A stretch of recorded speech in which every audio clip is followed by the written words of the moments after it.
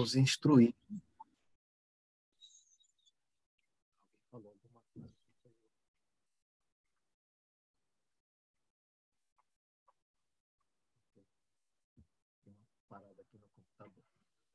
A escola bíblica é aquilo que Deus tem usado para nos instruir, para nos capacitar. A escola bíblica tem sido muito rica, nós temos aprendido muito e que Deus continue mantendo em nosso coração esse desejo de participação, a alegria de estarmos juntos, depois de uma semana de trabalho, de atividades, de algumas lutas e grandes vitórias também. E louvado seja Deus, a sua vida. Você que está aqui conosco, infelizmente outros irmãos não podem estar por outros motivos, porém, nossa oração sempre a favor deles, pedindo que Deus continue guardando, protegendo, sustentando, também falando aos seus corações. Antes de orarmos para dar início, eu quero passar a palavra à Ana. Eu não sei se ela tem alguma coisa para nos dizer. Ana?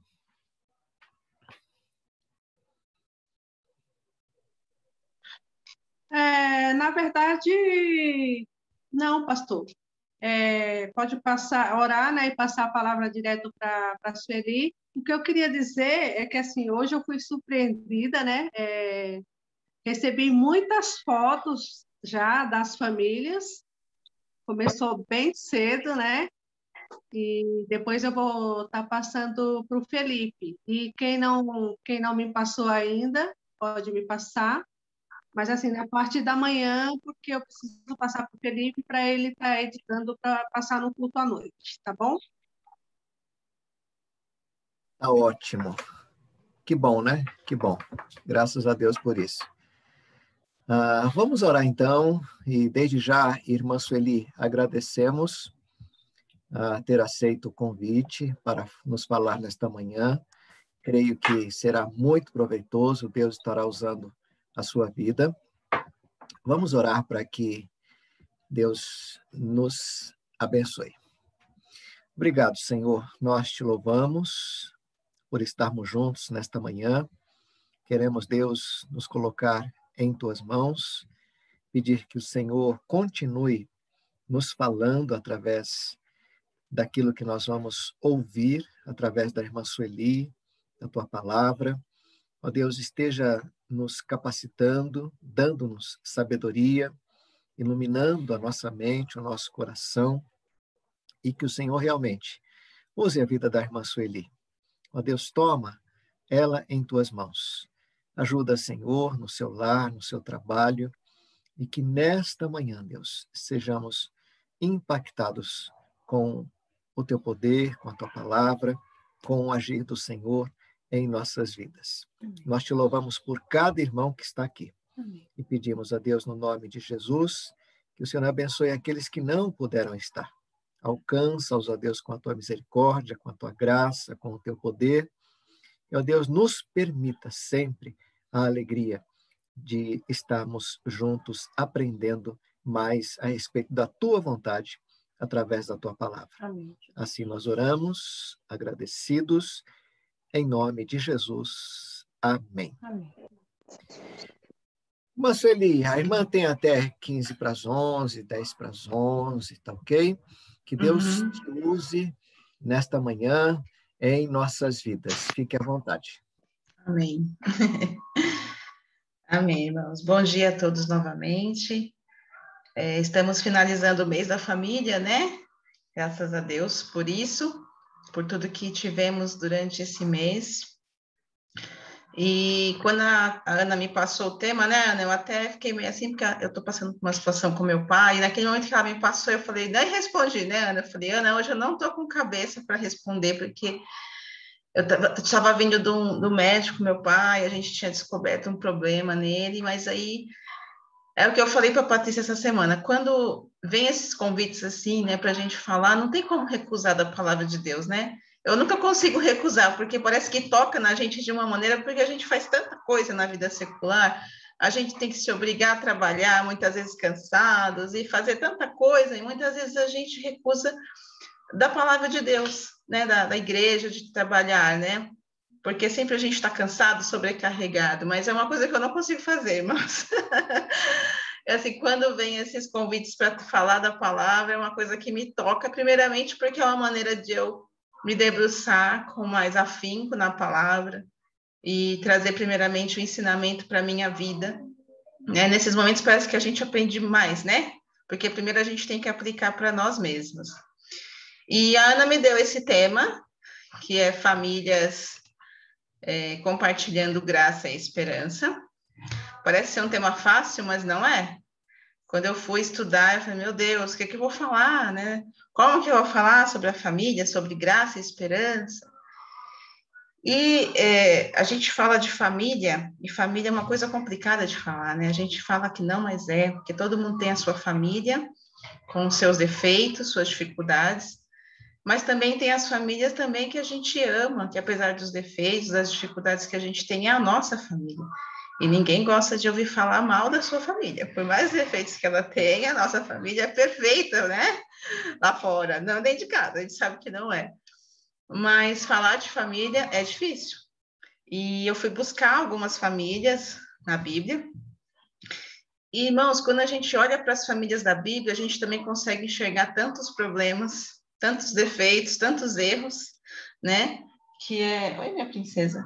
Que fica até... A gente fala, nossa, a minha realmente não é perfeita, mas é uma família abençoada também, assim como foi, né?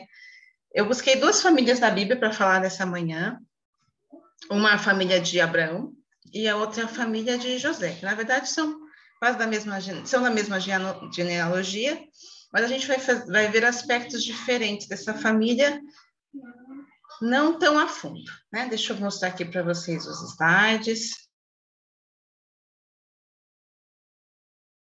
Eu quero falar com você. Quer dar um bom dia? Tem alguém que quer dar um bom dia aqui? Bom dia, gente. Tá todo mundo dando tchau para você. Né? Deixa eu tirar aqui o slide. Pronto, deu bom dia. Agora vai lá para o papai.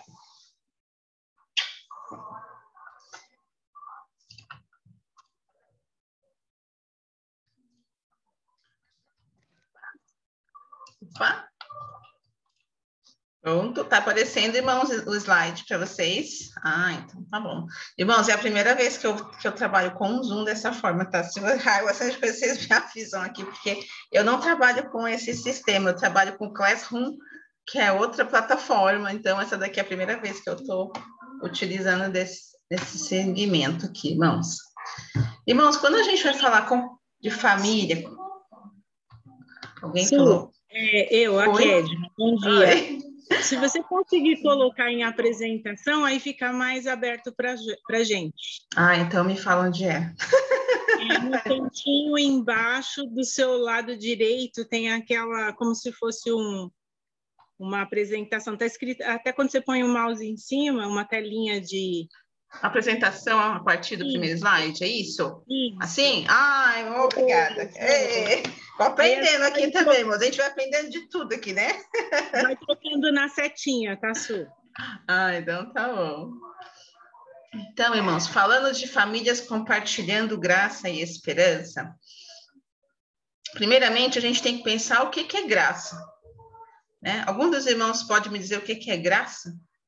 E quando a gente vai pensar em família compartilhando graça, eu preciso entender o que é a graça e o que é a esperança, né? Alguém pode me dizer o que é graça? O que entende por graça? Participação dos irmãos. Aí vamos ver se os irmãos estão afiados, né?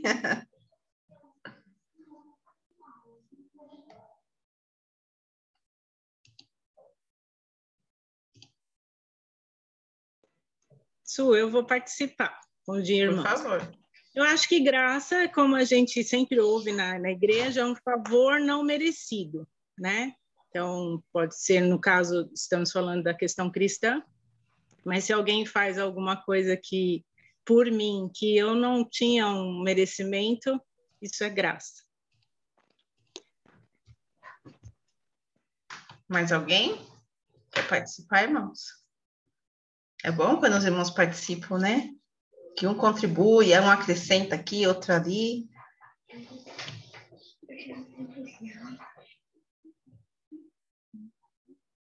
falar exatamente isso que a irmã Kedma falou, irmã Sueli. É quando eu recebo algo que eu não mereço. Eu não merecia, mas Deus, por graça, né, por amor, por misericórdia, me dá. É graça. É algo que eu não mereço, mas recebo. Ótimo, pastor. Então, vamos lá, irmãos. O que é graça? Pode concluir. Tentando uma coisinha, eu lembrei de um hino do Arautos do Rei, que fala assim, que a graça é um ponto de encontro onde todos os fardos se espalham no chão. Então, é um lugar onde todos os fardos se espalham no chão. E, no fim, eles falam, né, que a graça é o próprio Jesus, né? Então, onde a gente pode descarregar também todo o nosso fardo. Bonito, né? Bonito. Nunca tinha ouvido dessa forma, né? Irmãos, pelo dicionário, graça é aquele favor que se dispensa ou que se recebe, né? É uma dádiva. Teologicamente falando, é aquilo que Deus concede aos homens e o que os torna capazes de alcançar a salvação. Porém, a gente vai aprofundar um pouquinho mais nessa graça, né? Porque muitas vezes a gente não entende direito o que é a graça. E eu já pulei para a esperança, porque depois eu vou me aprofundar mais na graça em si, tá, irmãos? A esperança, irmãos, também é aquele sentimento de realização, né? Falando de religião, seriam 3 virtudes ao lado da fé e das obras. Tá? Mas eu vou me aprofundar agora, principalmente na graça, porque a esperança vai ser uma consequência dessa graça. No finalzinho, a gente vai sintetizar tudo isso de uma forma conjunta, irmãos. Então, irmãos, graça é aquele favor imerecido que vem de Deus, o pastor falou, a Kedma falou. Irmãos, é aquela intervenção divina do ser humano que faz com que ele tenha, vamos dizer, portas abertas, né? Quando a gente fala em graça, a gente fala, fomos salvos pela graça por meio da fé. Porém, irmãos, eu vou acrescentar para vocês aqui que a graça é um processo. A graça não simplesmente somente, sim, quando a gente fala de salvação, que é pela graça, mas a graça também é um processo. Como que a gente vê que a graça é um processo? A graça é um processo porque ela é uma parte muito importante, esse processo. Quando a gente vai falar de graça, a graça não exclui a necessidade de obediência. E a gente vai ver isso na família de Abrão. Falando um pouquinho da vida de Abrão, principalmente lá no capítulo 15, acho que eu trouxe aqui, eu estou com medo de pular, eu vou falar um pouquinho que a graça não vai anular as escolhas humanas. E eu não sei se os irmãos se recordam, eu sei dessa passagem que está passando na novela, porque minha mãe assiste a novela Gênesis, ela me contou esse pedacinho, eu não assisto, e calhou com o texto que eu estava trazendo. E ela contou que estava passando sobre quando Abraão vai atrás de Ló, que Ló é levado no cativeiro, e ele vai lutar com 318 homens que ele tem, né? E ele vence. São 4 reis contra 5 reis. E aí acontece lá no finalzinho de que aparece um Melquisedeque e aparece o rei de Sodoma. E alguns estudiosos falam que o rei de Sodoma é a figura de Satanás e falam que esse Melquisedeque seria o próprio Cristo, porque em Hebreus não fala que ele não tinha genealogia, né? Então alguns estudiosos acreditam que era o próprio Jesus que estava ali. E aí, naquele momento, esse Melquisedeque, inclusive, ele traz o pão e o vinho, né? Eles celebram ali com o pão e o vinho, direcionando ao que Jesus faria um dia, quando viesse. E naquele momento, Abraão, então, entrega, né, o seu dízimo ao Melquisedeque, logo após esse rei de Sodoma fazer uma oferta para Abraão. Ele oferece para Abraão o quê? Eles lutam, né? E Abraão vence com os seus 318 homens. Então, esse rei fala assim, olha, eu não quero nada. Você pode ficar com todas as riquezas, com os bois, com os gados. Eu só quero as almas. Eu quero o povo. Eu quero todos para mim. O resto você fica. E Abraão fala, de maneira alguma eu vou ficar. Eu não quero que depois você venha dizer que você me enriqueceu, que eu me enriqueci por conta disso. E ele recusa essa oferta. E ele, então, vai e entrega a Melquisedeque o dízimo, né? O dízimo ali, aí eles festejam com o pão e o vinho. E a partir do verso 15, irmãos, de Gênesis, então fala que a partir dali, Deus é como se tivesse reafirmado a sua aliança com Abraão. Tanto é que o capítulo 15 ele vai falar sobre isso, a gente vai olhar isso. Então, a gente vai ver também que a graça não vai anular as consequências das escolhas. Eu vou entrar de novo lá no capítulo, porque a gente vai ver que se Abraão tivesse escolhido outro caminho, o que será que teria acontecido? Quando ele escolhe, por exemplo, o outro caminho, que ele vai pela Sara, que ele aceita, né, o que Sara pede para ele para ter um filho com Agar, sendo que essa não era a promessa de Deus, que ele aceita aquilo, apesar da graça estar sobre Abraão, e a gente sabe que ele é um homem bem agraciado por Deus, nada vai anular as escolhas feitas por ele, e nada vai anular as consequências das suas escolhas, apesar da graça estar na vida dele. Tanto é que a gente está vendo ainda os resquícios das suas escolhas hoje em dia, irmãos, aquelas lutas lá, que a gente vê todos os dias, às vezes, passando bombardeios ainda entre os irmãos que brigam, né, entre si ainda. Por quê? Apesar da graça que nos alcançou, ela não vai anular as consequências das nossas escolhas. Irmãos, o conceito de graça também não elimina as obras. Em Efésios 2, 8, 9 e 10, vai falar: porque pela graça sois salvos por meio da fé.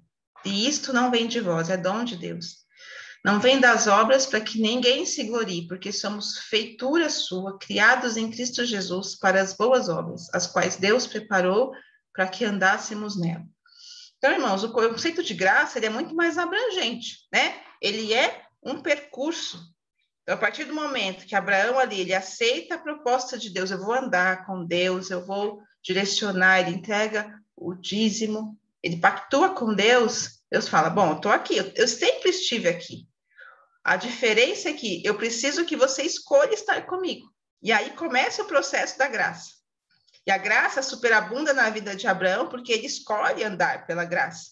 Andar pela graça é andar com Deus, andar pela graça é andar fazendo as escolhas certas ao lado de Deus. Então, é um processo.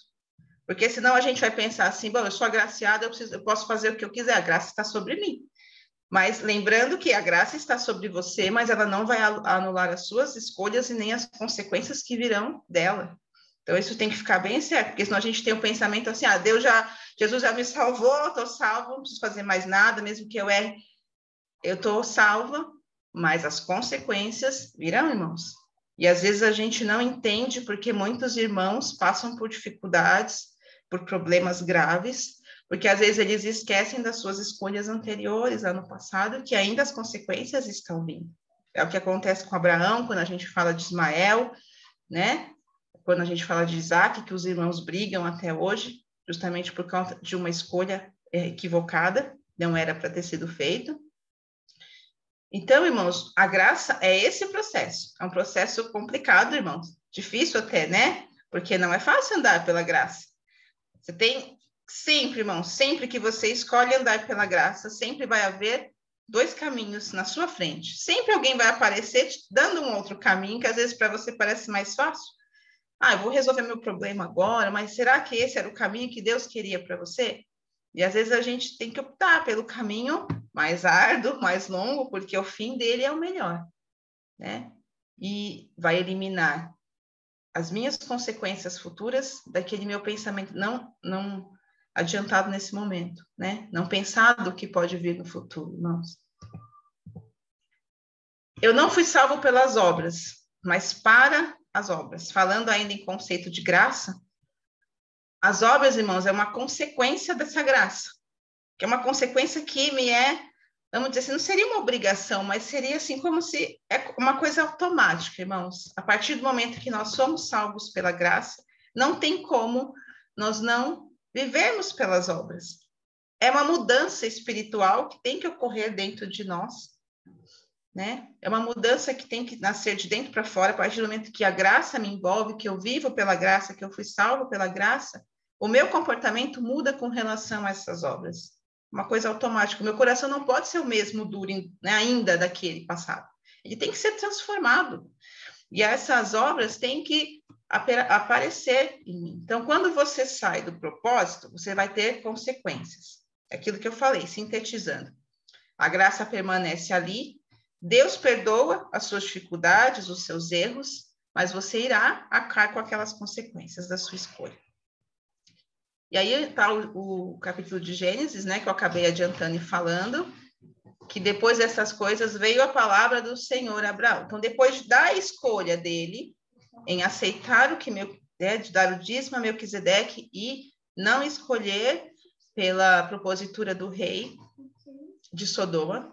Então, depois destas coisas, passado tudo isso, aí veio a palavra do Senhor a Abraão dizendo: não temas, Abraão, eu sou o teu escudo, o teu grandíssimo galardão. Irmão, é como essa graça assim. Você precisa falar: Senhor, eu quero, né? É como se fosse um começo, né? Aquele marco na história. Não é só o momento quando a gente aceita Cristo. A gente aceita Cristo também é um marco, mas muitas vezes a gente aceita Cristo e continua vivendo igual, né? Há pessoas que continuam assim, parece que não houve mudança. A graça, irmãos, ela começa a agir de forma mais efetiva a partir do momento que eu realmente firmo esse propósito com Deus. Senhor, é isso que eu quero, a partir de agora é esse caminho que eu quero. Porque muitas vezes eu já ouvi alguns irmãos pregações falarem que às vezes a pessoa ela simplesmente aceita pelo momento, pelo louvor, por momento de emoção, né? Mas não foi um momento real no seu coração.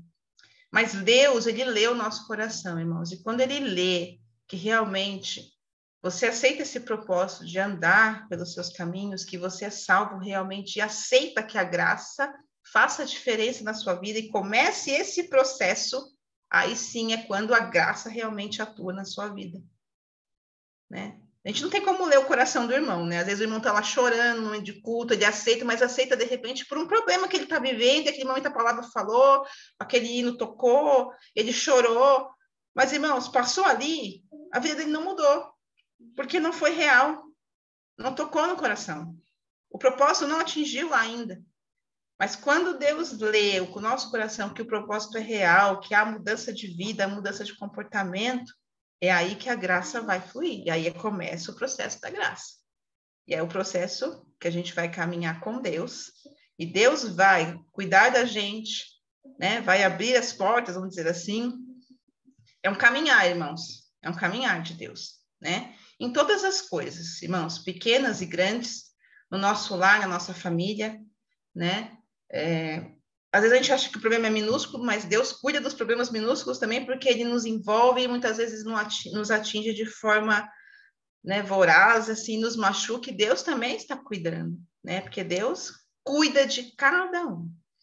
Deus cuidou de Sara porque ela queria um filho, Abraão queria um filho, e Deus cuidou deles e ela teve o filho da promessa. Era uma necessidade dela como mulher, né? Dele como homem. E às vezes a gente fala: nossa, mas era uma necessidade que ele sentia, porque ele não tinha para quem deixar os seus bens. Ele dialoga com Deus falando sobre isso. Senhor, para quem que eu vou deixar? Para o meu servo Eliezer, que nasceu na minha casa, eu não tenho filhos, eu não tenho herdeiros. E Deus fala: olha para o céu, conta as estrelas, né? Então, aquele problema que poderia ser pequeno para alguém, para ele era uma coisa gigante, que atormentava o seu coração, que tirava a sua paz. E Deus estava cuidando dali, porque é um processo, né? Mas um processo, e o processo, irmãos, às vezes ele é um pouquinho longo, às vezes é um pouquinho demorado, às vezes é um trabalhar de Deus que precisa agir ali. E Abraão foi trabalhado por Deus. Quando Deus promete o filho, ele não promete o filho já vem amanhã, Sara engravida. Não, irmão, são anos caminhando com o Senhor, anos sendo trabalhado, anos nesse caminhar da graça, até chegar o momento certo de a graça abundar na vida de Abraão naquele momento. Então, às vezes, a gente quer as coisas para ontem, né? A nossa família, a gente às vezes está vivendo uma dificuldade, um problema. Irmãos, às vezes esse processo é um esmiuçar, é um trabalhar, é um se debruçar para o Senhor. É esse momento que às vezes a gente abre mais o nosso coração para que o Senhor trabalhe em coisas da nossa vida que a gente precisa. que é onde a graça vai superabundar na nossa vida, tá? Então, a salvação, que é pela graça, ela é pura e exclusiva graça de Deus. Irmãos, tem uma historinha que a gente consegue entender o que é essa graça da salvação, para a gente diferenciar essa graça do processo que a gente tem com Deus. Porque parecem duas graças, mas elas são as mesmas. A diferença é que tem essa graça de Cristo que vem no momento que você aceita. Deus fala, Senhor, vem, né, me salva. E você aceita Jesus e a graça é, vem ali e você é salvo. E tem essa graça que eu consigo imaginar a mesma, só que num processo, porque a gente não recebe Jesus e morre e vai para o céu. A gente tem um caminhar ainda, né? A nossa vida não vai parar ali porque eu fui agraciada com a salvação. E o nosso caminhar? Ele vai continuar com a graça sobre nós, mas num processo diferente, porque agora eu fui salvo, eu tenho que andar segundo a graça. Como que é esse andar segundo a graça? Aí que é o processo mais difícil, né? Da gente se moldar, se modificar, de caminhar segundo o desejo do coração de Deus. E quando a gente fala dessa graça que vem sobre nós quando a gente aceita Jesus, é só você pensar naqueles dois trabalhadores que Jesus fala, né? Eu nem me lembro agora o texto, me veio na cabeça e esqueci a referência. Que aquele trabalhador que ele trabalha e recebe, né, pelo seu trabalho, e aquele trabalhador que não trabalha nada, mas ele recebe também. Essa é a graça, né? Aquele trabalhador que aqui a gente tem a ideia de lei, né? Aquele que trabalhou, que buscou, que fez tudo o que precisava e ele vai ser recompensado pelo seu trabalho. Mas tem aquele que não trabalhou nada e não fez nada. Mas Jesus fez por ele e ele recebe mesmo assim o salário, que é a graça. Isso é graça. É você não receber, é você receber aquilo que você não merecia. Você não trabalhou, mas você recebe porque Jesus fez por você. E fez da forma completa, que a gente nem precisou fazer nada, né? Isso é graça, irmãos. Irmãos, então, a gente recebe a graça porque nós cremos. Mas depois que nós cremos, o caminho da vida, que é andar como cristão, é onde a graça vai permanecer e ela vai estar misturada à nossa obediência. Quanto mais obediência, menos problemas e mais favor. E graça de Deus abundando nos nossos caminhos. Essa é a graça das famílias. Como que as famílias vão... como que é o tema? Que tem hora que eu fujo essa palavrinha, né? Falar da graça. Como? Quando ela está abundante no seu lar. Quando a graça está nesse processo dentro da minha casa, do meu lar. É isso que é graça. A graça não é só naquele instante da salvação. A graça é um processo na minha vida enquanto eu estiver aqui. Tudo bem, irmãos? Estou muito confusa? Não? Parece aquela... Quando a gente vai começar a estudar a palavra de Deus, né? Normalmente a gente começa pela papinha, né? Aquela é mais coisa mais infantil.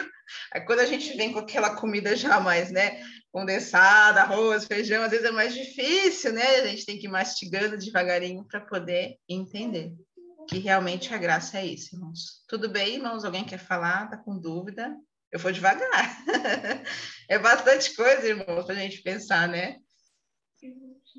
Su, eu não estou com dúvida, mas eu ouvindo você falar, eu lembrei de um texto que fala que Jesus, ele que nos justificou, né? Nós somos justiça de Deus por Cristo Jesus. E pensando na questão da graça, por exemplo, havia uma justiça sobre nós pelos nossos pecados, nós iríamos ter que pagar aquilo. E essa graça, que de novo, em cima das suas explicações, a gente entende que é o próprio Cristo em nós, né? Ele pagou. E aí ele, de graça, deu essa graça para nós e acompanha, como você está falando, para que a gente viva nela. Ele já nos justificou, já não temos o peso do pecado e da condenação, que isso nos esmaga, né?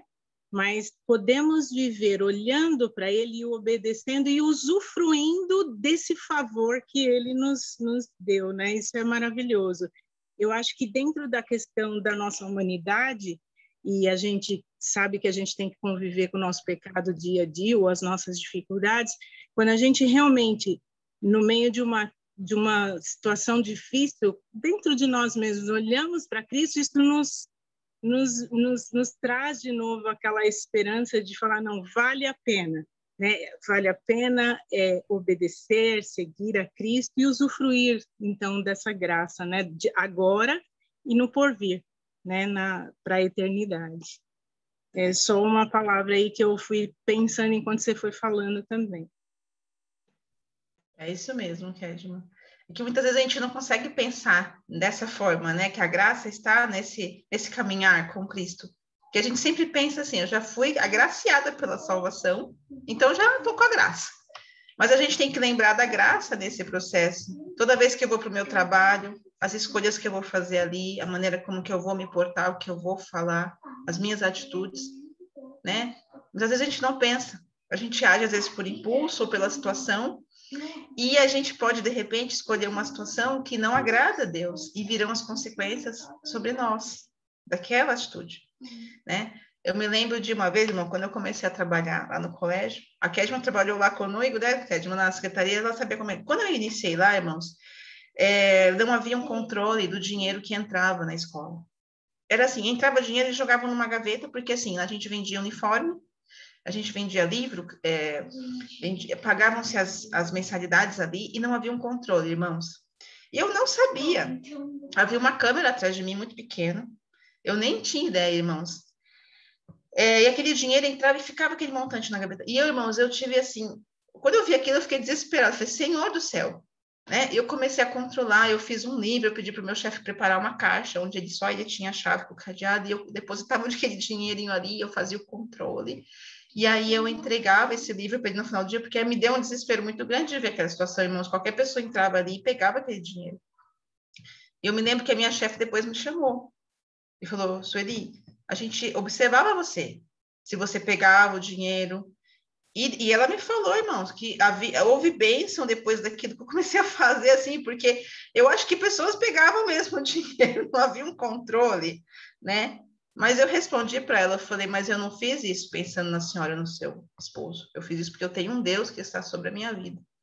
E a atitude que eu tomar, é Ele quem está vendo, e as consequências virão sobre aquilo que eu escolher. Então, se eu escolhesse roubar, né? Eu sei que Deus estava me vendo, irmão, mas eu não conseguia imaginar aquela situação. E eu precisava fazer alguma coisa. E tinha um rapaz que acabava roubando mesmo, depois eu descobri, ele escondia dinheiro, sabe? Então, assim, depois daquilo modificou, né? A gente hoje é super mais moderno, tem uma série de controles, mas, irmãos, esses dias eu descobri que a caixinha que eu pedi está lá, e ela é utilizada hoje. Mas por conta dessas pequenas atitudes, irmãos, nós não escandalizamos o nosso irmão, porque eu poderia ter escandalizado a minha chefe, meu chefe, tá vendo? A Sueli se diz cristão, porque eu fui apresentada pelo pastor Gilson, ele que me apresentou para trabalhar. Olha a responsabilidade que eu tinha, irmãos, de repente, pensou se eu roubo ali, o que vai acontecer? Ele vai chamar o pastor, olha, sua ovelha está roubando dentro, né? Tinha toda essa questão. Irmãos, às vezes nós não pensamos que toda aquela atitude que a gente vai tomar, ela pode gerar umas consequências enormes nas nossas vidas. Para mim, maldição para a minha vida, né? Porque quando eu falo em maldição, eu falo que é estar sem a graça. Naquele momento, a graça não vai fluir na minha vida, irmãos. Se eu estou sem graça, eu estou na desgraça. A graça sai da minha vida naquele momento, porque eu escolho um caminho errado. E eu ainda gero problemas para aquele pastor que me indicou para trabalhar, escandalizo a minha igreja, os meus irmãos vão começar a dizer, você está roubando. Irmãos, atitudes impensadas que a gente pode colher frutos ruins, consequências gigantescas nas nossas vidas, que às vezes a gente não pensa. É uma moedinha, uma balinha, uma coisinha. Às vezes coisas mínimas, né? A gente falando desse exemplo, mas podem ser outras coisas, né? Que eu nem vou citar aqui, podem ser inúmeras coisas. Dentro da nossa família mesmo, dentro do nosso lar, na nossa casa, isso pode acontecer, né? Uma mentira, né? Uma traição, né? Um desamor, que eu vou falar sobre isso já na próxima família que a gente vai ver. Tudo isso pode gerar a desgraça, que é a falta de graça nas nossas famílias, irmãos. Né? Deixa eu ver. Bom, vamos continuar, irmãos. Como que eu continuo daqui? Irmãos, não vai. Foi. Estou aprendendo, irmãos. Estou aprendendo aqui. Gente, falando ainda de graça, o segredo da graça de Deus está na sua palavra. A gente fala que graça é um processo, mas na palavra de Deus está o seu caráter, o seu poder. A palavra de Deus fala que aquilo que Deus fala que vai fazer, ele vai fazer, porque na palavra está o seu caráter, ele não vai voltar atrás naquilo que ele disse. Deus não é um Deus de mentiras que fala uma coisa e volta atrás do que ele fala. Se você tem uma aliança com a palavra de Deus, a bênção estará sobre você por conta da palavra dele, que ele não desdiz. Ele afirma aquilo e ele vai cumprir. Então, Deus promete proteção, Deus é o nosso escudo. Quando você anda segundo a palavra, a graça de Deus acrescenta galardão, recompensas a você. Que é isso que a gente está falando, né? Eu não escolhi o caminho errado, com certeza Deus vai falar. Não tem como Deus não abençoar a sua vida se você anda no caminho que ele quer. Porque a palavra dele afirma isso. E ele não pode ir contra aquilo que ele diz. É o seu caráter que está ali. Ele não vai contra. Então, se você anda segundo o caminho do Senhor, recompensas virão sobre a sua vida, irmãos. Às vezes você nem enxerga. Às vezes elas virão para o futuro. Não naquele momento. Mas o teu caminho já está trilhando cheio de recompensas lá na frente, de galardões que Deus já está preparando para você, por conta da sua obediência, por conta do seu andar diante da graça do Senhor. Então, no finalzinho, coloca assim, ande na vontade de Deus, pois a sua graça permanece com você, irmãos.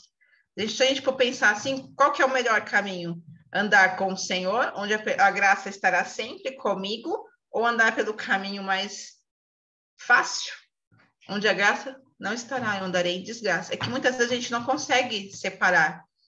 No momento que a gente está vivendo, a situação que a gente está passando, a gente às vezes não consegue diferenciar.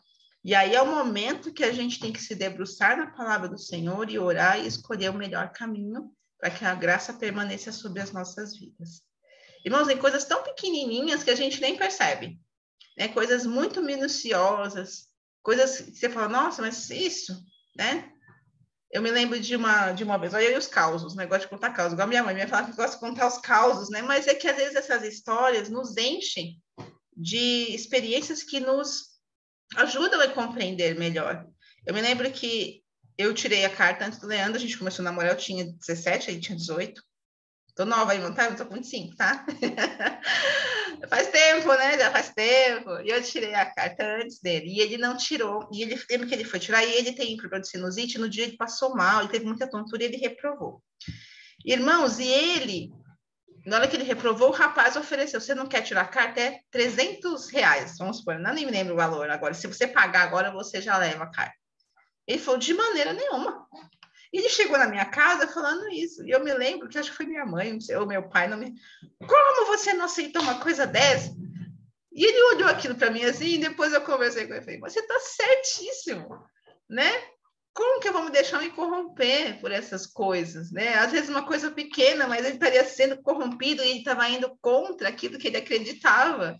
Então, jamais ele pensou em pagar para tirar a carta. E depois ele tirou, né? Mesmo, sem pagar.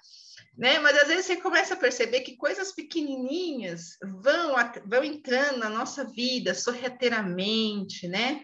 E de repente uma coisinha hoje, uma coisinha amanhã, e eu já estou indo pelo caminho que desagrada ao Senhor.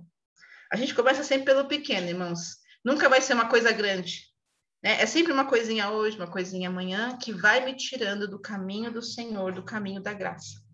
E a graça continua lá, só que ela não vai agir. Porque eu estou me distanciando dela. Como que Deus pode agir na minha vida se eu estou distante dele? A graça está ali? Está ali, esperando a hora que eu falo, Senhor, não, eu quero andar. Aí Deus age. Ela nunca vai sair das nossas vidas, irmãos, ela só vai ficar inativa. É assim que eu consigo imaginar, ela fica inativada. Porque você não permite que ela flua na sua vida, como se você apertasse um botão stand-by. Fica aí paradinha que agora eu estou fazendo coisa errada, você não vai agir na minha vida. E aí você aperta aquele botão e ela fica ali parada, esperando que você a ative de novo na sua vida. Quando você passa a viver e andar segundo a vontade de Deus. Tudo bem, irmãos? Até aqui, vocês estão com umas carinhas? Então, tá bom, vamos seguir.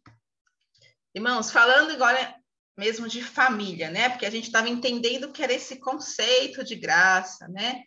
A família, irmãos, também é desafiada a viver pela graça. e vencer. Porque a gente está falando de pessoa física, né? Indivíduo que eu sou. Mas falando de família, a família também é desafiada a viver pela graça. E quando a gente vai falar em família, alguns desafios podem sobrevir sobre a família, para que ela entenda qual é a vontade de Deus, sempre com o objetivo de crescimento. Deus, às vezes, lança desafios para que a gente se una e juntos a família consiga crescer diante daquela situação. Não é fácil, irmãos, de maneira alguma. Mesmo porque a palavra de Deus fala que Deus nunca falou que nada seria fácil, né?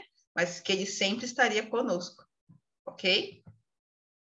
Irmãos, existem diferenças em batalhar lutas seculares do dia a dia, que a gente sabe tem que trabalhar, tem que comer, pagar conta, e lutas que Deus traz para a sua família, que são coisas diferentes.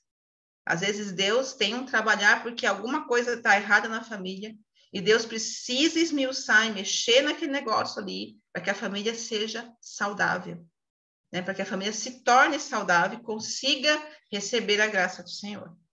Podem ser diversas coisas aqui, irmãos, muitas coisas, né? Pode ser um filho que está, de repente,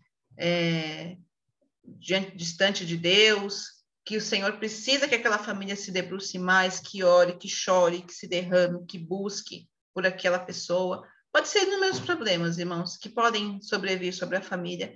Quando, de repente, a família está saindo dos caminhos do Senhor, e o Senhor fala, ei, eu estou aqui, sou eu, teu Deus, volta para mim.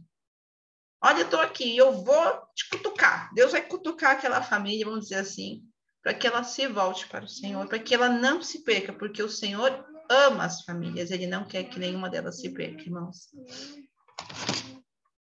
Irmãos, não entre em lutas desnecessárias. A gente só deve entrar em lutas quando a gente sabe que Deus é que vai ganhar, porque Deus vai estar na frente das nossas lutas, e aí Ele vai ganhar com a gente, né? A gente vai ganhar porque Ele está lá, está indo lá. Então, assim, evitem lutas desnecessárias, aquelas que realmente não têm o objetivo de engrandecer a Deus ou a sua família, porque Deus estará lá. Assim, às vezes a gente entra em discussões, em problemas que não farão bem para a nossa família, pelo contrário, trarão problemas internos. Então, assim, não entre nessas lutas, irmãos. A família não precisa entrar em lutas desnecessárias, para que ela também não receba coisas ruins. Vamos falar um pouquinho sobre essa família. A família está lá em Gênesis 45:1-8, eu trouxe aqui para os irmãos. Eu vou ler, eu vou falar um pouquinho dessa família. É da família de Jacó. Vocês já conhecem essa história, que é a história de José, né? Vou fazer um contexto, porque aqui eu só trouxe o finalzinho dessa história. Vocês sabem que Jacó tinha um filho mais amado, que era quem? José. Isso fica muito claro, irmãos, na Bíblia. Era aquele filho, assim, amado mesmo. É como se ele não tivesse os outros filhos, né? Ele se debruçava de José, ele fala até sobre uma túnica, que ele entrega essa túnica para José, uma túnica que ela é longa, né? E isso representa uma diferenciação entre os filhos. E os filhos percebem essa diferenciação e começam a tomar raiva de José. E José também percebe essa diferenciação, irmãos. Ele não era bobo.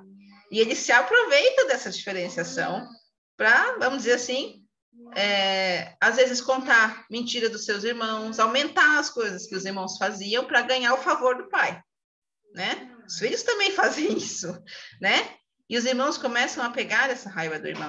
E até o momento que ele conta aquele sonho em que ele via os irmãos, né, se debruçando sobre ele, se ajoelhando sobre ele. E aí os irmãos, então, a Bíblia fala, né, não vou contar todo o livro, porque o livro é um livro todo da história, né, irmãos? Então, assim, fala que os irmãos naquele momento odiaram a José.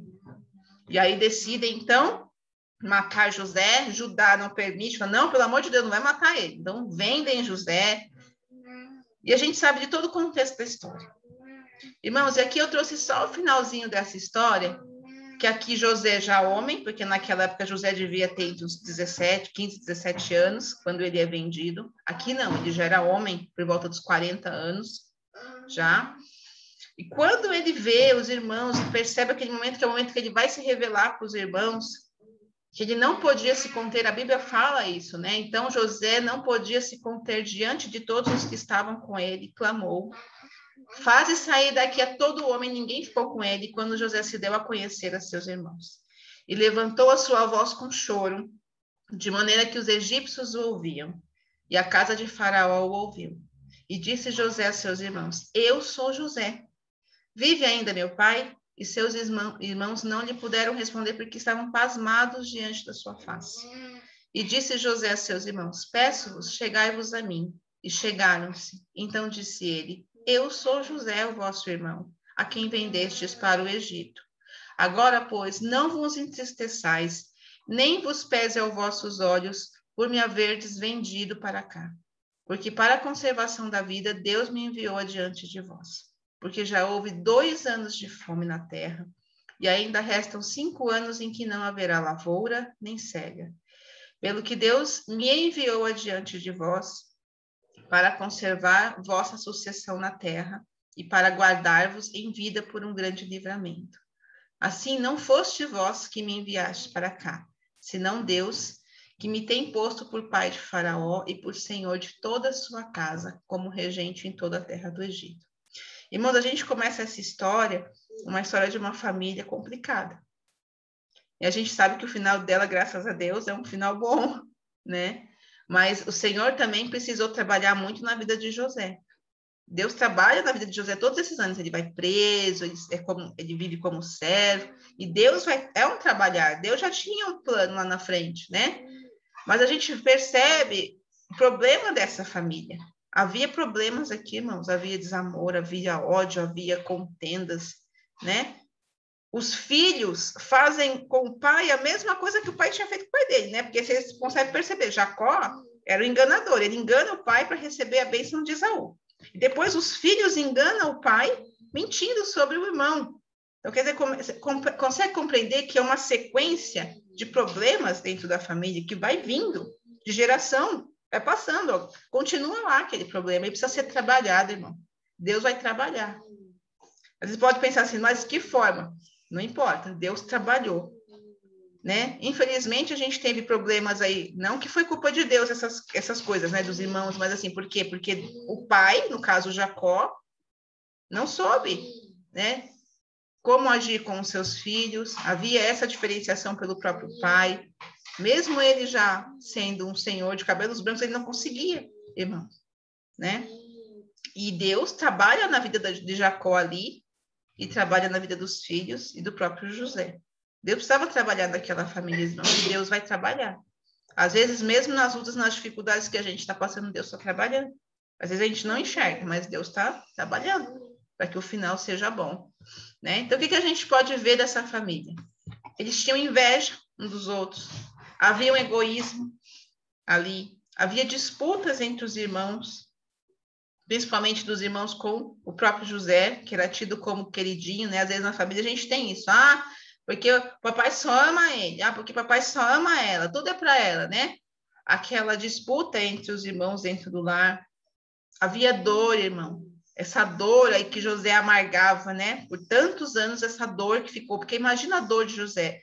Ser vendido pelos irmãos, né? Que dor, irmão. Você já imaginou você numa situação dessa? Que a sua família não quer você, vou essa pessoa para lá, vende como escravo. E essa dor, irmãos, ele passou anos trabalhando, Deus trabalhando essa dor no seu coração.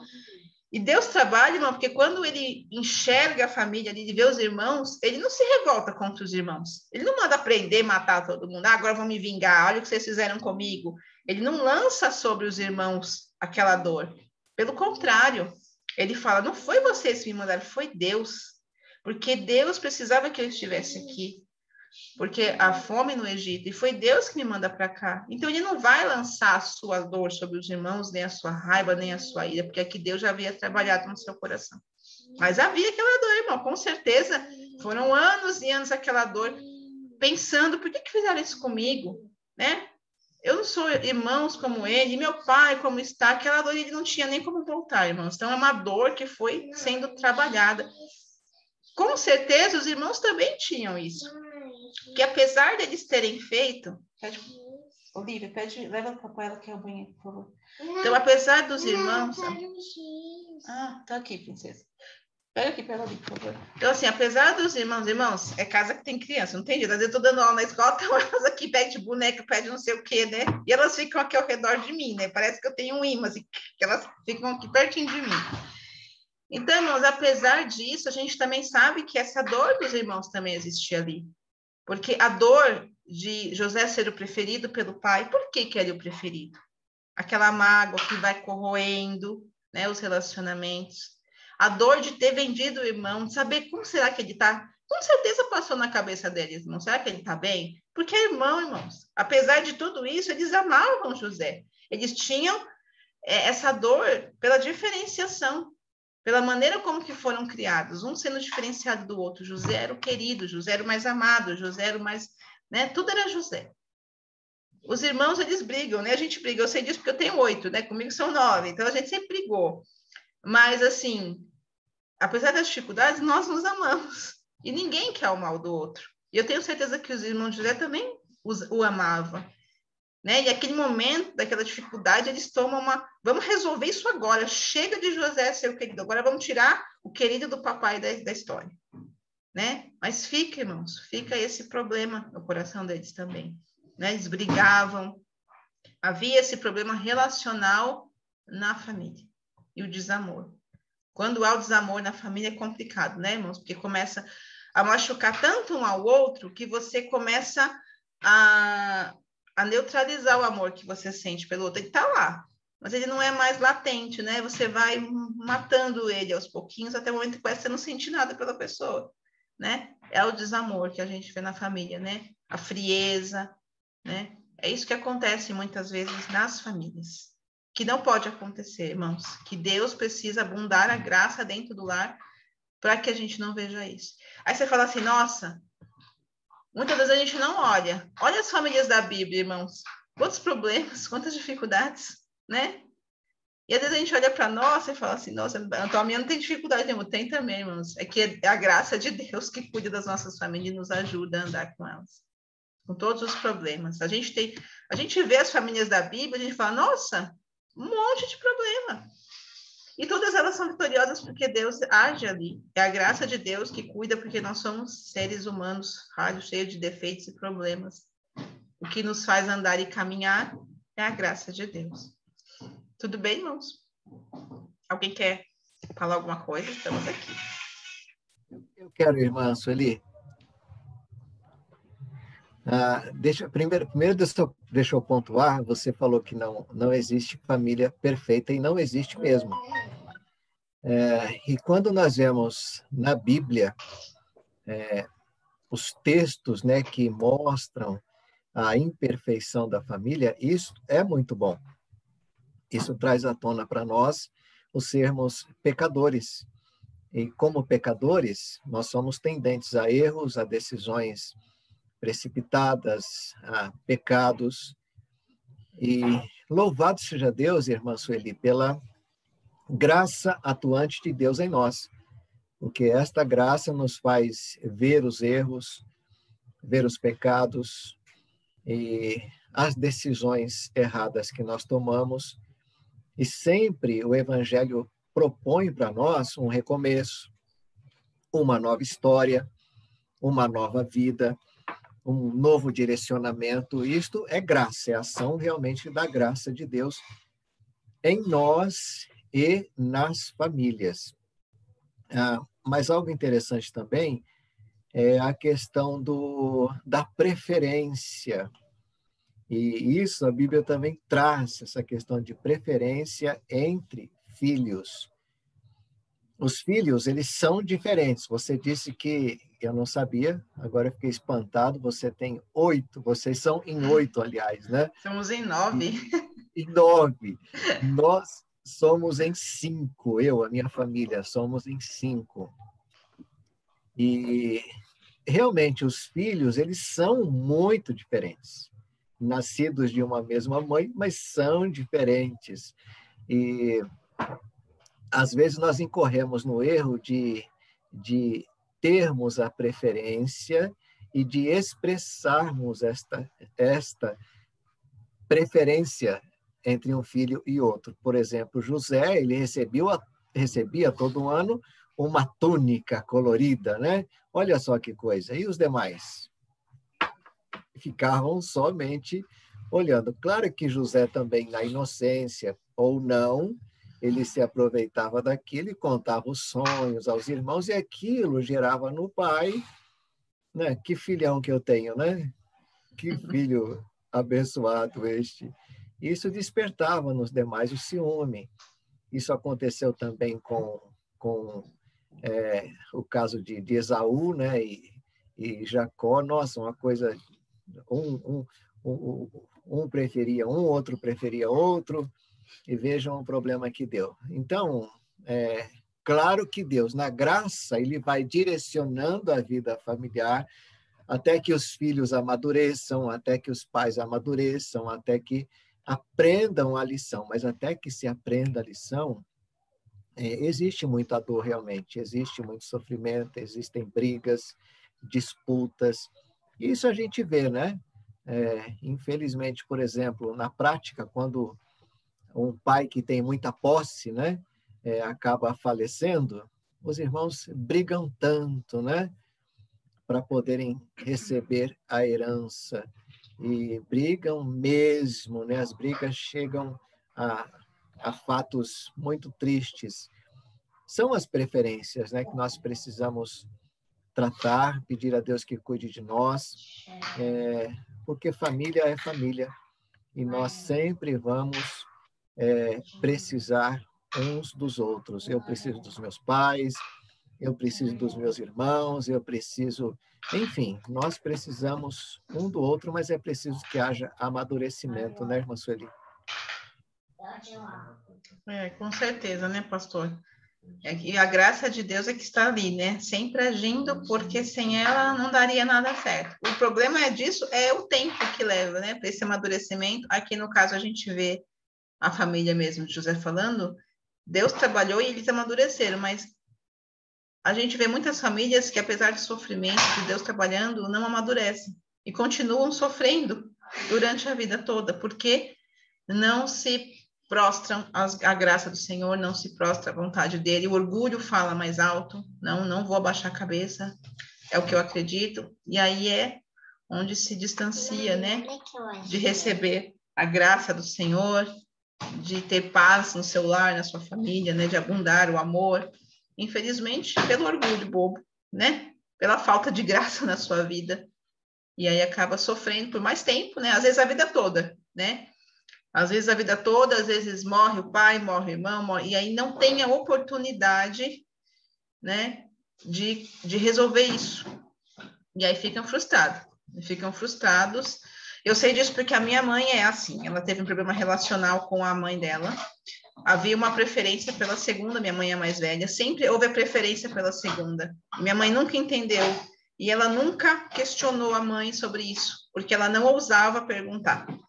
E hoje ela fala, eu devia ter perguntado, porque ficou essa frustração. Por que essa preferência pelo outro? Por que sempre ela? Sendo que eu era quem supria todas as necessidades, sendo eu que trabalhava para sustentar os irmãos, que também eram 8, minha mãe que sustentava, os meus avós eram separados, mas havia preferência pela segunda. E ela nunca conseguiu ousar e perguntar, nunca houve esse momento, né? Nunca houve essa abertura da graça ali. E olha que a minha avó se converteu antes de morrer, mas ela também não permitiu essa conversa, essa abertura. E ela se foi, e minha mãe ainda tem esse, né? Por que será que ela fazia isso? Porque não houve essa possibilidade de deixar a graça abundar e Deus agir ali, e desse relacionamento ser retomado de uma forma sadia. Então, a gente tem que aproveitar os momentos enquanto nós estamos aqui. É isso que Deus fala, aproveitem-se, né, do agir de Deus, da graça de Deus, desse momento que a gente tem com as famílias, para que a gente não venha a sofrer a dor eterna aí, né? Porque vai embora e a gente fica eternamente sofrendo, porque não vai ter como conversar, como resolver aqueles problemas, né? E aqui a palavra de Deus fala de José, ele não consegue mais, é o momento que ele chora, e o choro dele, que ele coloca para fora aquela dor, é o momento de resolver ali ele resolve. Ele esquece toda a dor, ele esquece todo o problema, e aí, então, há, reconciliação com os irmãos, o seu pai vem e eles passam a morar ali no Egito, né? Não tem coisa melhor, irmãos, né? Que bênção maior é essa, que graça maior é essa do que estarmos todos em paz ali, no caso de José, o que acontece, né? Saiu, né, meu compartilhamento. Deixa eu pôr de novo. Deixa eu ver se está aparecendo aqui para vocês. Vamos ver. Quando é que uma família compartilha graça? Primeiramente um celular, irmãos. Nós queremos compartilhar graça, mas primeiro ele tem que ser vivido na nossa casa, porque muitas vezes nós queremos falar, minha família faz isso, mas não acontece. Então, ela não pode ser uma coisa inventada, ela tem que ser uma coisa vivida e realizada dentro da nossa casa, real, né? Quando a família chora junto, é o que acontece com José, ele chora com a família. É o momento do quebrantamento, irmãos. Quando a família chora, quando ela sofre pela mesma coisa, quando ela se junta, é o momento em que Deus quebranta. Gente, a palavra de Deus fala que o Senhor recolhe as nossas lágrimas, né? Não me lembrou a referência do texto. Mas é o momento que Deus age. Quando a gente chora, irmãos, é o momento que a gente abre o nosso coração de uma forma que a gente fala, Senhor, eu não tenho mais o que fazer. Eu choro. Que é uma atitude nossa, assim, de se debruçarmos sobre o nosso Senhor de uma forma, fala, Senhor, não tenho mais escolhas, não tenho mais caminho, é o momento. É o momento que eu choro, é o momento que eu quebranto meu coração. É esse momento que Deus se apropria daquela situação e age. Eu escutei um pastor falando de um outro pastor batista americano, não me lembro o nome dele, que a filha se desviou do caminho e ela saiu de casa, adolescente, 17 anos. Foi morar fora e o pai, pastor, orava e nada, não estava. Ele comentou com uma moça num dia, numa vigília, e falou, eu estou orando tanto, mas o Senhor não tem agido. E aí ela falou, está faltando a gente chorar. Vamos chorar, vamos nos quebrantar. E aí, naquela vigília, eles choraram, se quebrantaram. E falou que naquela mesma noite, a filha voltou para casa, chorando também. Ela falou que ela foi acordada e ela teve tomada por aquele sentimento de choro e ela voltou para casa ao choro também, porque é o momento que Deus age de uma forma assim incisiva às vezes, né? É aquele momento, Deus às vezes tem momentos incisivos, irmãos. Deus vai trabalhando até a hora que fala, é agora. E ele vai lá e tum, e age incisivamente.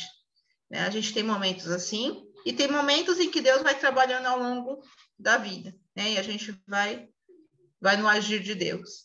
Mas é quando a família chora, a esse quebrantamento, a essa abertura, é a alma, né, que se abre, Senhor, toma conta que eu não tenho mais o que fazer. É esse momento que a família compartilha a graça primeiramente no seu lar, quando ela se quebranta diante do Senhor. O choro significa dizer para Deus, eu não tenho o que fazer, eu não tenho mais estratégia. É aquilo que a gente não tem mais capacidade de resolver, né? É as lágrimas que vão abrir esse caminho, assim como José, e é o momento em que Deus aciona o seu favor. É automático, né? É o choro. Irmãos, as maiores vitórias são alcançadas quando o nosso coração está quebrantado diante de Deus com lágrimas.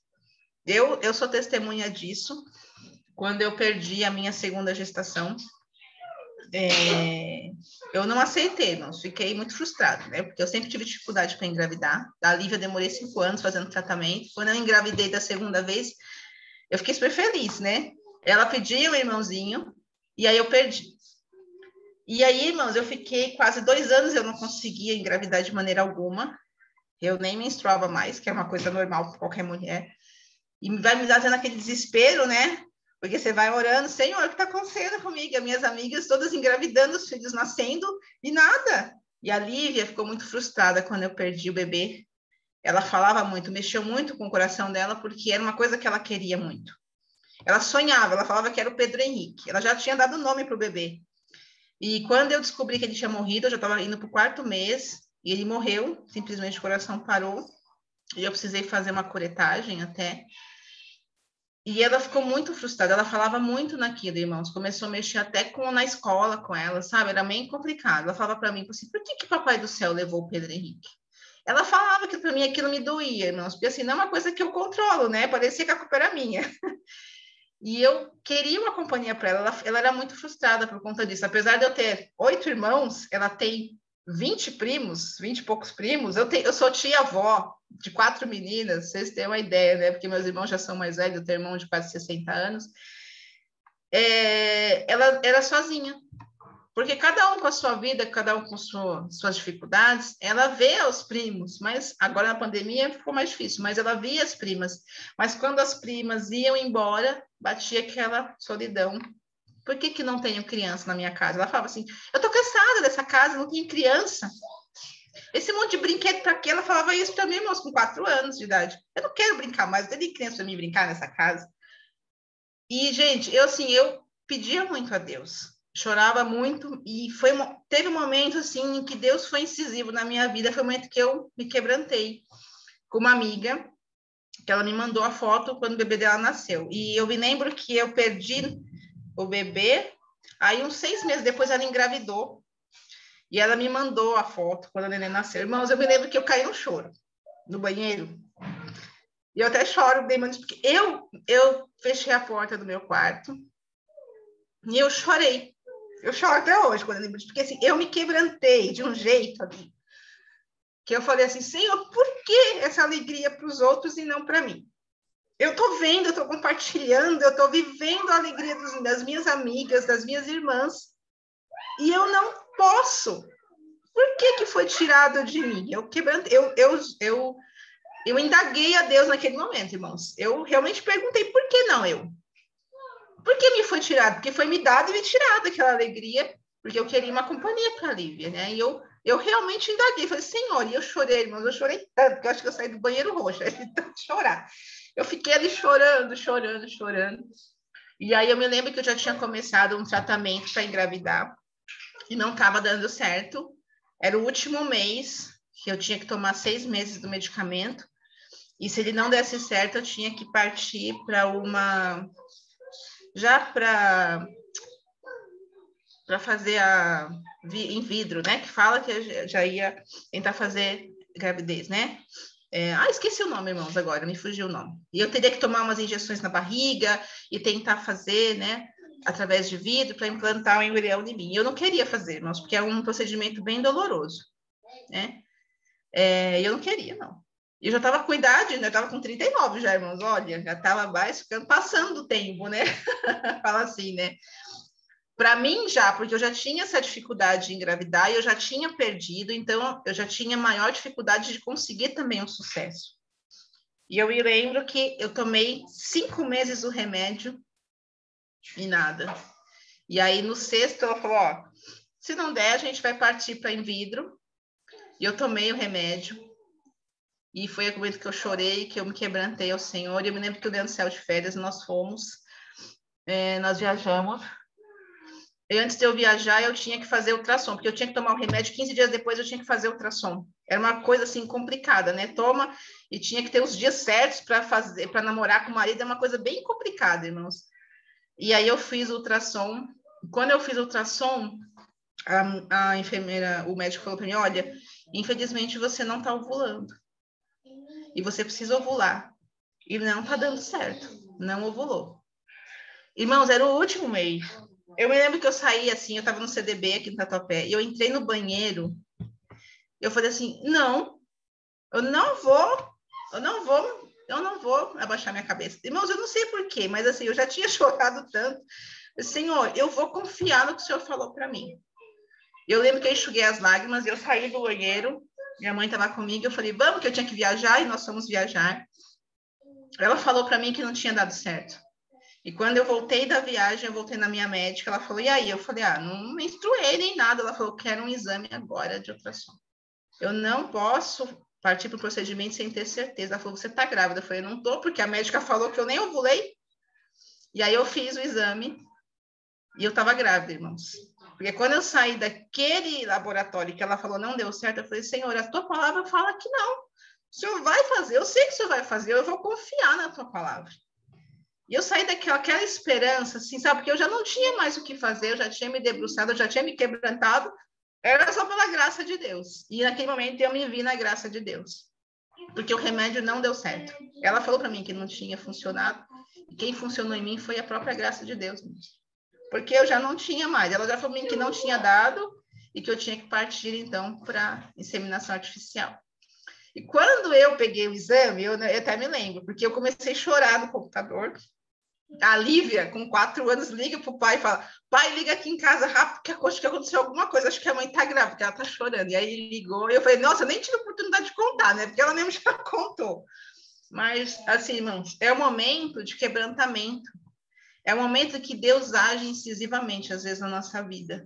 É aquele momento que a gente fala, Senhor, eu não tenho mais o que fazer, não é por minhas forças, não tenho mais nada, é só o Senhor que pode agir. Age em mim. E aí ele age. Ele é incisivo, irmãos. E ele foi incisivo na minha vida para a honra e glória do Senhor. Amém?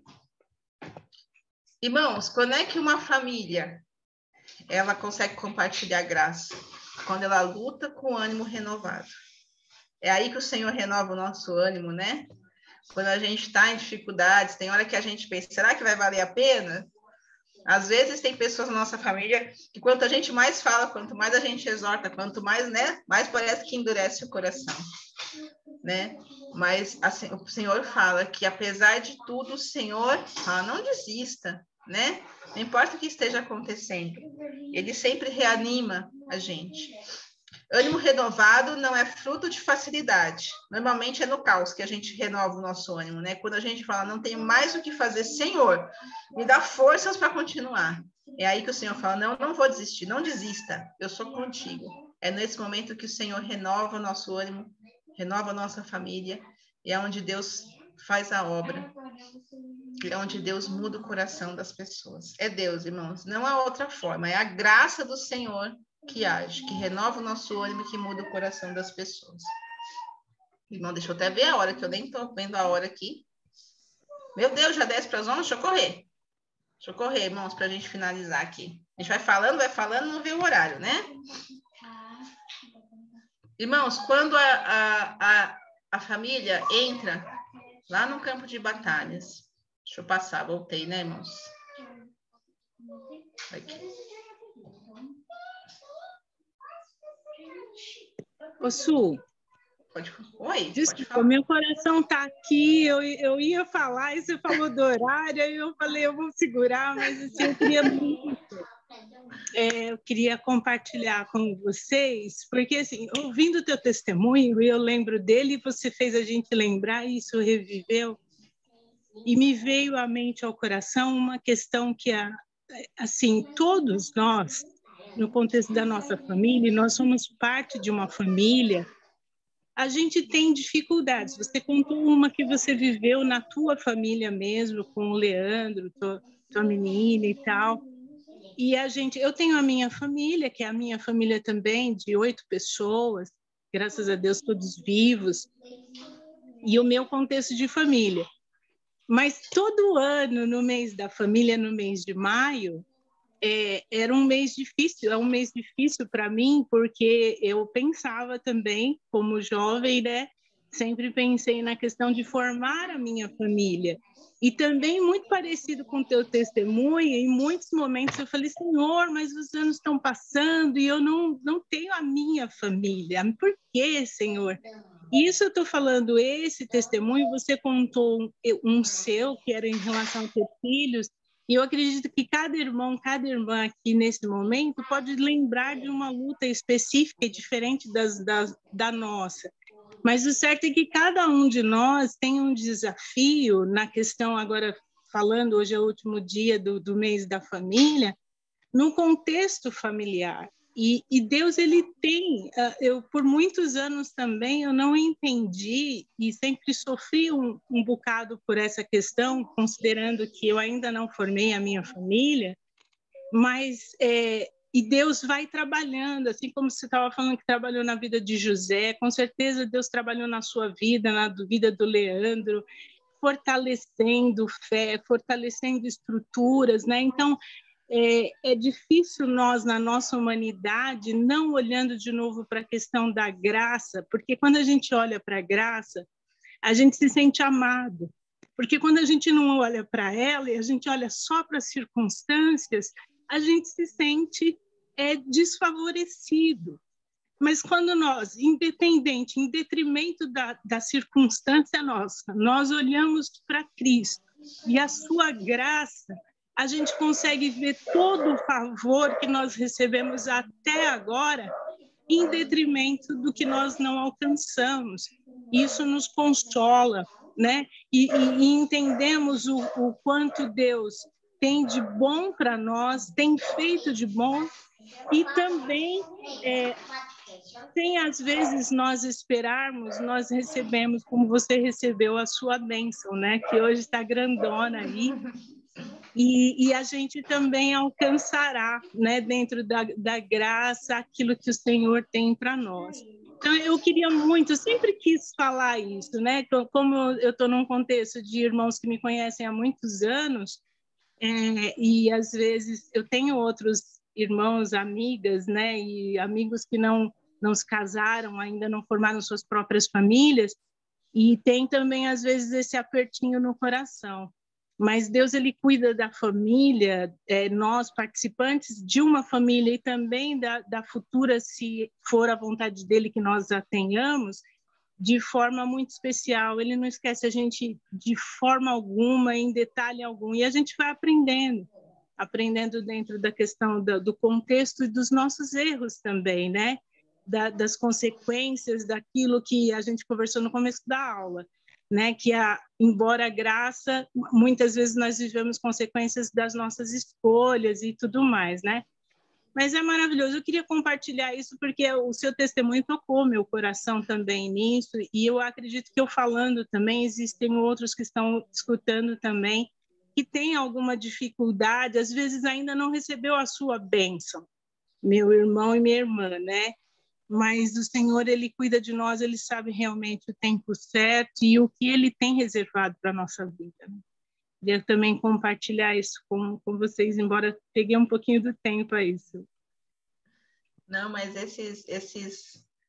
essas deixas que vocês vão falando é o que acrescenta, né, irmãos? E apagando um pouquinho do que a Kedma falou, muitas vezes, irmãos, e graças a Deus por isso, porque Deus agiu incisivamente na minha vida e eu alcancei, por misericórdia, né? O Senhor me agraciou. Mas eu tenho uma irmã que ela não tem filhos, ela sempre foi, assim, muito entristecida por isso, ela tem uma dificuldade, ela não teve. E ela se questionava muito, questionava Deus por isso. Por que ela não? Nós somos em 9 filhos e só ela não pode ter filho. E era uma coisa que Deus foi trabalhando na vida dela, porque Deus tinha um plano lá na frente. Hoje ela fala isso para mim, né? Ela é como se fosse a segunda mãe da família, né? Quando tem problema é ela que vai, quando alguém precisa internar, ela que tá lá. E ela fala, se eu tivesse filho, eu não conseguia fazer o que eu faço. Mas hoje ela tem uma outra missão, que é cuidar de outra sobrinha minha, que a minha irmã teve uma dificuldade. E ela cuida dessa minha sobrinha. Na verdade, veio um filho adotivo para ela, né? E ela cuida como se fosse uma segunda mãe dessa menina. Deus tinha esses planos para ela. Muitas vezes a gente não entende, né? No momento ela questionou muito. Hoje ela fala, se eu tivesse tido filho, eu acho que eu não conseguiria fazer isso pelo Rogério, pela Simone, por não sei o que, eu não conseguia ajudar a minha irmã Chile com as meninas, porque ela precisa de tempo, né? E com filhos a gente sabe que o tempo muda muito, principalmente para as mulheres, né? Eu estou aqui, as minhas filhas estão aqui, daqui a pouco eu tenho que dar um lanchinho, tenho que dar um almoço, o tempo muda muito. Então, às vezes, Deus tem caminhos diferentes do que nós queremos. Irmãos, eu aprendi assim, que às vezes a gente pede tanto que Deus dá aquilo que a gente pede. De repente, às vezes não era, de repente, um plano do Senhor, mas Deus, ele se tem misericórdia de nós e ele nos cede aquilo que nós pedimos, né? E a gente vai também colher as consequências do nosso pedido. Eu queria uma segunda filha, era o meu desejo, o Senhor atendeu ao desejo do meu coração. De repente, Deus tinha outros planos para mim, mas eu fui agraciada, né? O Senhor olhou com misericórdia para o meu pedido. Talvez ele quisesse outras coisas para mim, mas eu queria tanto que o Senhor falou, tá bom, eu vou te dar, pela misericórdia do Senhor. E às vezes Deus tem outros planos, né? Para cada um de nós. Por exemplo, a minha irmã, não era esse o desejo do coração do Senhor. Ele tinha outros planos porque ele sabia que nós precisaríamos dela para outras coisas.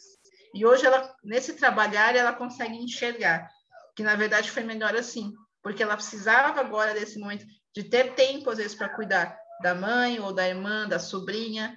Talvez ela não tivesse como ajudar se ela tivesse filhos. Assim, é um trabalhar de Deus, irmão. Cada situação é uma situação, cada indivíduo é um indivíduo. né? É o trabalhar de Deus. A gente não tem como, né, entrar em cada um, porque é muito íntimo de cada um com o Senhor, e é o Senhor que vai trabalhando cada uma dessas coisas, né? E a gente sabe que a família, ela entra num campo de batalha. E é a oração. Irmãos, a oração, só que a oração não dispensa a ação. Então, você ora e você age. Gente, eu vou correr um pouquinho, tá? Que eu sei que tá o horário já. Então, a gente fala assim, que agir sem oração é insensatez, né? Vou agir por conta e risco, não dá. Mas só que orar sem agir é uma opção, né? Então, eu vou só orar, Senhor que haja, não dá, né? Pode ser uma opção minha, mas, de repente, não vai acontecer, porque eu só estou orando e não estou fazendo nada para aquilo, né, que aconteça. Então, o que a palavra de Deus fala? O que está no seu alcance fazer? Faça. O que você precisa mudar? Mude, né? A postura que você precisa assumir na sua família, assuma, né? Diante da palavra do Senhor. O que você precisa falar? Fale, né? Põe para fora, abre o seu coração, reúna a família, converse, né? Muitas famílias adoecem porque não há essa abertura, esse diálogo, né?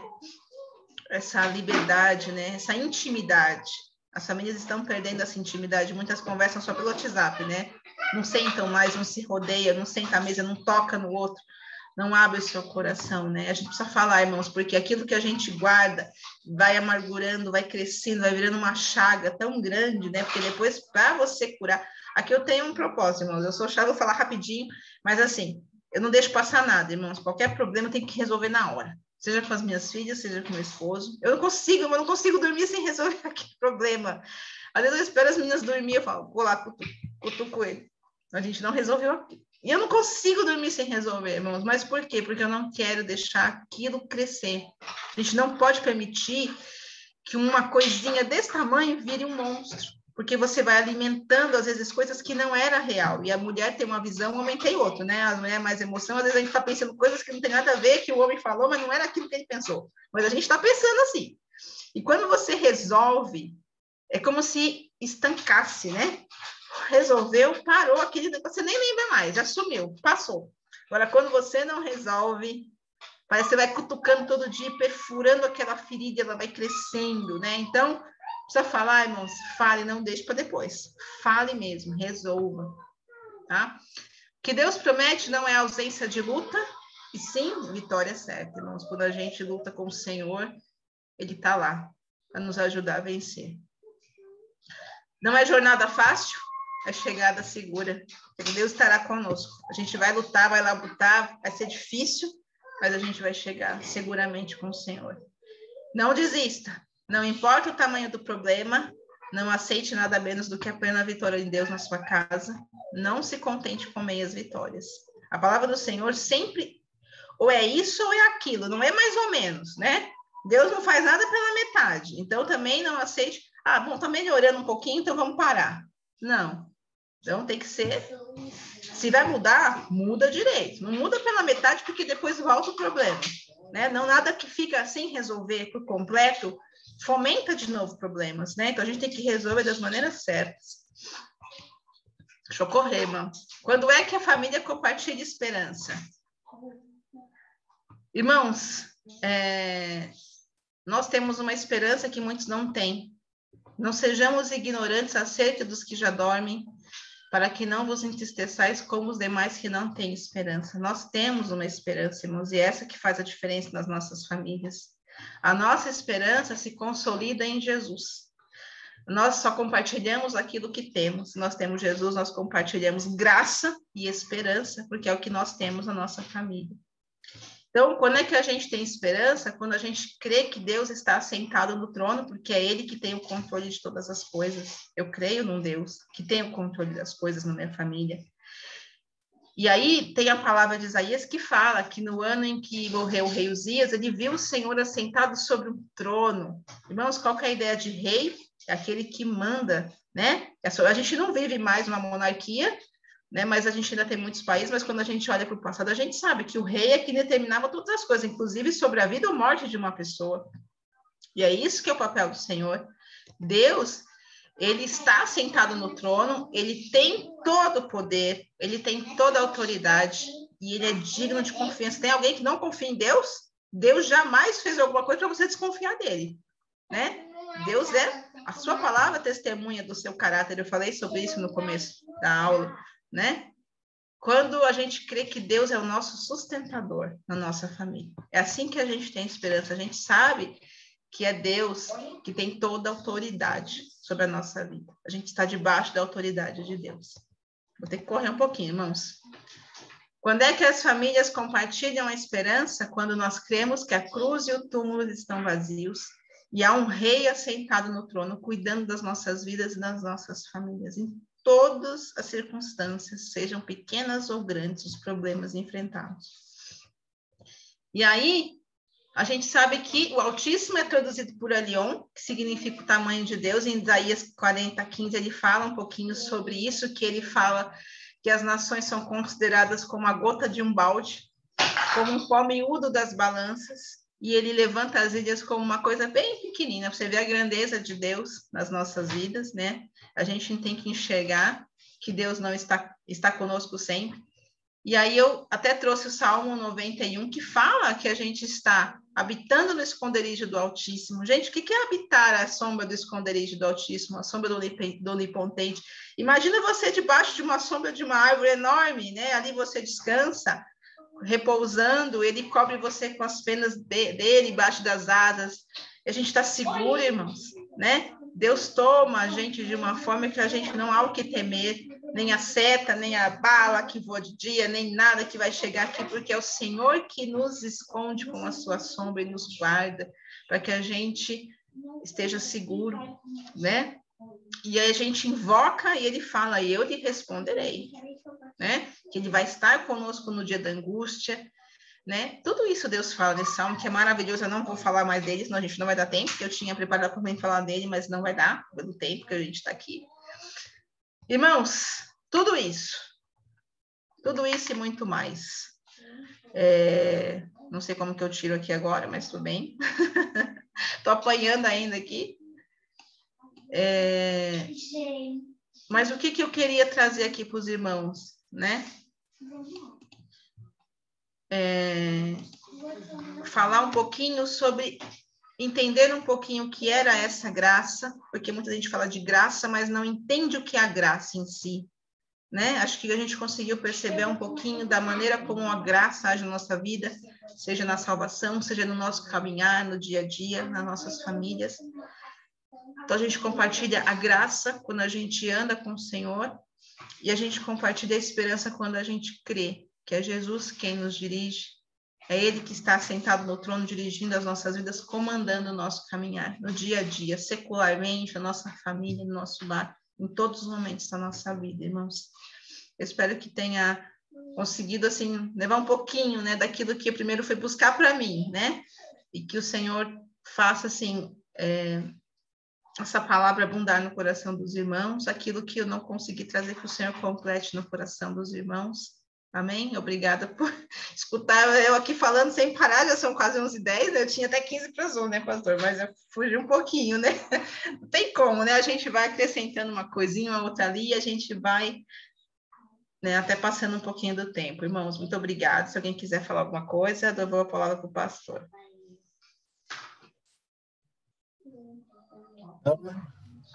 Quer dizer alguma coisa antes de nós encerrarmos?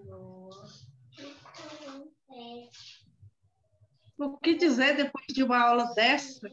Obrigado, Deus. Obrigado, Sueli. Obrigada a todos os irmãos que participaram. Sueli, depois eu falo com você no particular, como eu fiz com todos os professores, tá?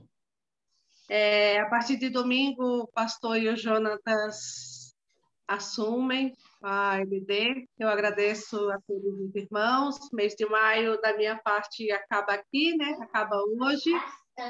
Aos irmãos que não mandaram as fotos, somente até meio-dia, tá? Se passar de meio-dia, nós não vamos conseguir colocar, porque eu preciso mandar para o Felipe, e à tarde o Felipe tem a parte de ensaio, então a gente não consegue colocar a partir do meio-dia, tá bom? Deus abençoe, muito obrigado, e pastor, pode encerrar. Obrigado, irmã Sueli. Só me permita, e assim nós vamos encerrar, comentar, porque eu preciso comentar. Eu preciso resolver isso agora, viu, irmã Sueli? Resolva, pastor, fale. A gente tem aqui vários universos das pessoas que estão aqui, que nós vamos olhando aqui o nosso videozinho, vamos ouvindo e pensando. Nós temos o universo de, por exemplo, a Ana é divorciada, com 2 filhas.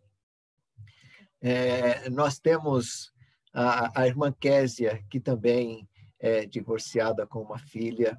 Nós temos jovens aqui também. Nós temos cada um enfrentando a sua luta familiar. E é muito importante, meus irmãos, isso que a irmã Sueli nos trouxe na questão das lutas, das dificuldades, das batalhas desta vida, sobretudo vida familiar, que é o assunto. Mas nós temos um texto bíblico que nos diz assim: nós estamos rodeados de uma tão grande nuvem de testemunhas. Nossos sonhos, nossas angústias e sofrimentos pessoais e familiares são imensos. Não existe família que não esteja sofrendo. As famílias estão sofrendo, porque as pessoas individualmente estão sofrendo. As pessoas estão sofrendo. Sofrem em universos diferentes. Ou é financeiro, ou é enfermidade, ou são sonhos não realizados. Mas o que eu quero dizer para os irmãos, aqui ao final desta abençoada aula, é que vocês que sofrem, nós não gostamos de ver o sofrimento de vocês. Mas o que nos inspira em vocês é que, apesar do sofrimento, dos sonhos não realizados, das lutas na área financeira, vocês são a nossa inspiração. Porque quando nós vemos vocês sofrendo, quando nós vemos vocês lutando, quando nós vemos vocês chorando em clamor a Deus, em favor de um familiar, em favor da família, em favor das nossas famílias que não são perfeitas, nós nos inspiramos e nós prosseguimos também a nossa caminhada. Então, o grande desafio para nós hoje é olharmos uns para os outros, vermos as lutas, os problemas, as dificuldades, o choro, mas ainda assim louvarmos a Deus porque eles permanecem firmes, vocês permanecem firmes. Vocês não estão desistindo. E ao olharmos para vocês, quando não desistem, isso me inspira a continuar a minha caminhada. Saber que eu estou lutando na minha família, que eu também estou sofrendo, mas eu tenho uma nuvem, uma grande nuvem de testemunhas que me cercam e que estão me inspirando a continuar crendo em Deus, no poder atuante da sua graça na minha vida, e eu sei que também essa graça está atuando na vida de cada um de vocês. Sejam fortalecidos no Senhor e sejam agraciados, e na luta e nas vitórias de vocês, eu me inspiro e dou continuidade ao serviço do Senhor, ao meu chamado, assim como cada um de vocês. Deus os abençoe, Deus os fortaleça, Deus os guarde, e que, como família, entendamos as nossas lutas, as nossas falhas, os nossos erros, confessemos, abandonemos e prossigamos. Deus é conosco, com certeza. Obrigado, irmã Sueli, que Deus te abençoe, viu? Vamos orar, irmãos, vamos orar. À noite vamos falar também sobre fortalecendo a família. Irmãos, que assunto. Orem por mim no sermão de hoje, no culto de hoje à noite, e vamos pedir a Deus que nos fale através da palavra. Vamos orar, irmãos, para encerrar. Obrigado, Senhor. Obrigado pelas bênçãos recebidas. Obrigado por esta manhã. Obrigado pelo que vimos, pelo que ouvimos. Nós nos colocamos mais uma vez em tuas mãos, como já estamos. E pedimos a Deus, no nome de Jesus, que abençoe nossas famílias. Cada família com sua luta, com a sua batalha. Ó Deus, cada família enfrentando suas dificuldades, sejam em que áreas forem, mas nós contamos com a ação do poder da tua graça em nós. Nela permanecemos e somos gratos ao Senhor porque jamais o Senhor nos abandonará. O Senhor estará nos fortalecendo e nós veremos, a Deus, grandes vitórias, grandes batalhas sendo vencidas. Obrigado pela vida da irmã Sueli. Continua sustentando a sua vida, seu esposo, filhas. Ó Deus, concede graça e misericórdia a cada um de nós. Nós oramos assim, no nome bendito e precioso de Jesus. Amém.